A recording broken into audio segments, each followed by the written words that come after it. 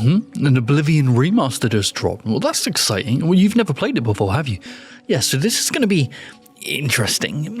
Well, it's a bit jank, Ludo. Let me explain. Now, it's undeniable that Bethesda has had a huge influence on the RPG genre as a whole, Oblivion being a catalyst for this niche PC gaming pastime entering the mainstream, and because of this, their designs have been emulated by their biggest competitors, but as I've mentioned many times before on this show, we shouldn't simply copy our greatest inspirations, because there are some designs that should have been left on the cutting room floor, and the surprise release of Oblivion Remaster has made these points clearer than ever. It might have a fresh coat of paint, but underneath it's still the same old, crusty, bloomy, fetid, bulbous self, most of that being the game's entire charm, and that has only grown stronger as time has passed, but the one thing that did not age well whatsoever was its dungeon designs. Now, what do you personally want from a dungeon? The thrill of stealthing around in caverns untold, threads to pull leading to further adventures, or simply some booty? Like loot, Ludo, not like that. All of this is exactly what Skyrim's dungeon do from top to tail, but we skipped 5 years into the future where Bethesda figured out exactly what to do to make their dungeons compelling. Crawling back into the darkness, Oblivion's dungeons are a cacophony of confusing designs where the larger game systems compound in unfortunate ways to lead to Oblivion's most underwhelming and in times actively pointless endeavors. The problem starts with the game's combat system. Because there is such a large variety of playstyles including melee ranging from swords to bare-knuckle boxing, magic and all its many schools of fuckery, oh yeah, and this stealth archery combo, if you also like long walks on the beach and being a boring twat, yeah, let's see how many people get in the comments on that one, Ludo. Due to this vast scope of potential playstyles, the game's combat system has its corners rounded off. There's no complex countering of enemy mechanics or interweaving of conflicting systems. Unless you've already taken them out like the boring twat you are, nearly all enemies will simply stand there in place, flanking you with spells and arrows, or walk towards you in the vain attempt to strike you down, which will nearly always fail because of how the game handles its scaling and difficulty.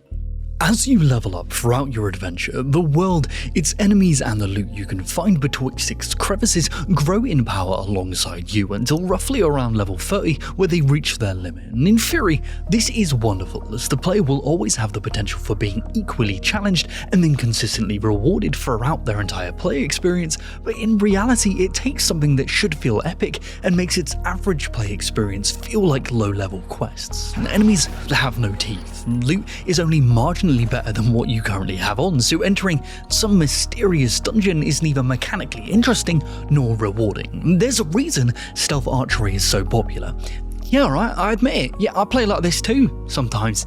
I've stooped to a whole new low, because I'm crouched. Oh, you wouldn't get it, you're basically perma-crouched, you're a dog. Wait a minute, where are we?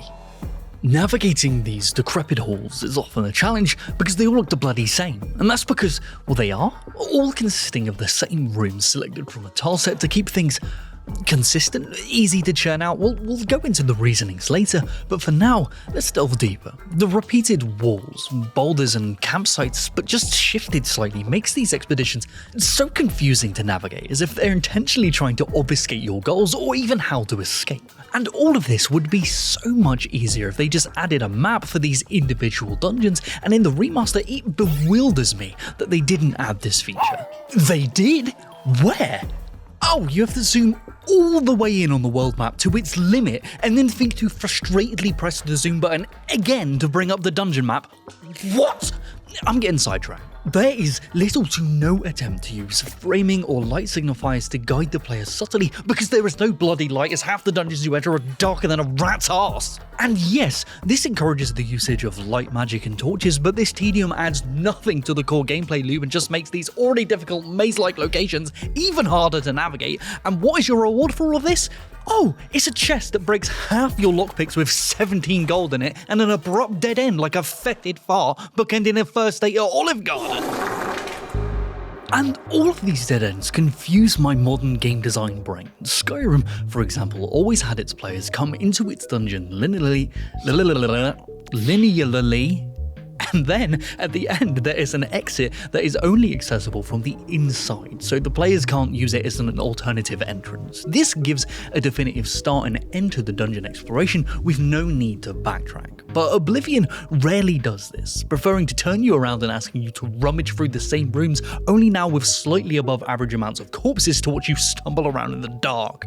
They don't even use reward reversal reveals here. When on your journey out of a lootless area, you might spot hidden rewards that are only viewable on your way back out, giving you something to look for and to counter this sharp dip in disappointment with a surprise. Nah, the only thing you get here is tedium. I mean, I get it. Most structures designed to defend, like castles in real life, are drawn up with dead ends to trap foes and alternatively hunker down in, but they also have places to escape if shit hits the fan, and I'm telling you what, mate, if I've entered your cave, the fecal matter has most definitely collided with the motorized propeller on a stick.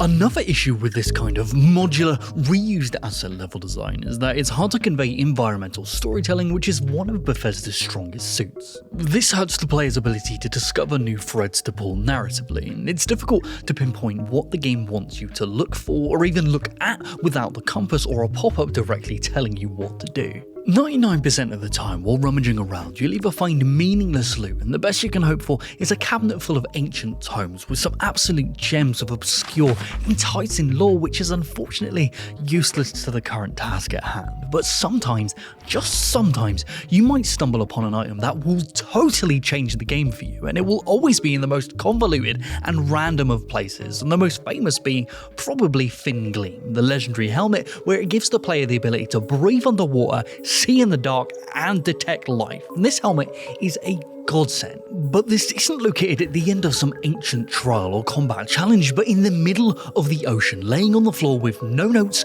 no hints, just random luck if you're somehow on the shores of Tamriel, snuffle around on the seafloor for some glimmer of hope where this legendary helmet shares a bed with sweet fuck all. So why would you be doing this? Because maybe, just maybe, there'll be something down here that busts your game wide open, and this game is flush with things like this.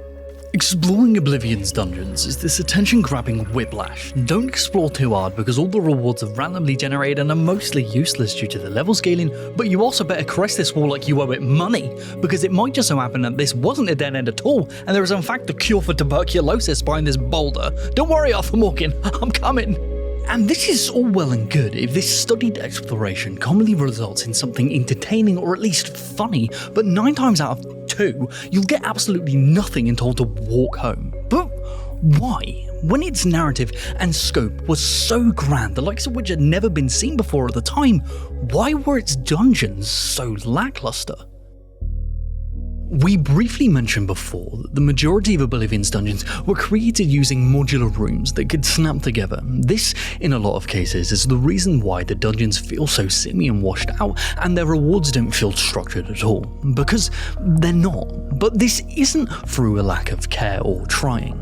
A lot of information I have on how the dungeons in Oblivion turned out is from this amazing article from For the Win, where they interviewed Joel Burgess, level designer on the project. For a deeper dive into the whys and hows, I cannot recommend it enough. It is an enthralling read, and I'll link it in the description below. Apparently, when Joel arrived on the Oblivion team, the game was mostly finished. After an hour of training, he was given 10 working days to finish 20 in-game dungeons. Now, the need to use modular rooms starts to make a little bit of sense. This clearly couldn't have been rewarding work, so Joel and his colleagues hunkered down to create a prototype dungeon that could incorporate some design principles they thought might entice players further, not just through gameplay, but also into the game's world and its narratives. After impressing the leadership with this prototype, which later became the Iliad Ruin, Vilverin, a now beloved dungeon from the franchise, they were given a month to improve as many other dungeons as possible before shipping. In total, they did around 12.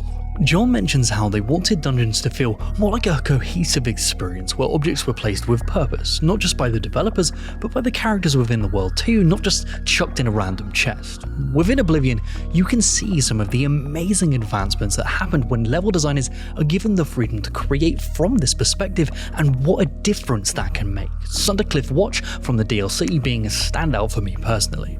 Now, we can sit here all day and wax about how crudely the majority of the dungeons are in Oblivion, but understanding why is where the source is. All game devs care about their games. They might just not have the resources, or in a lot of cases, the permission to do what is needed for the game.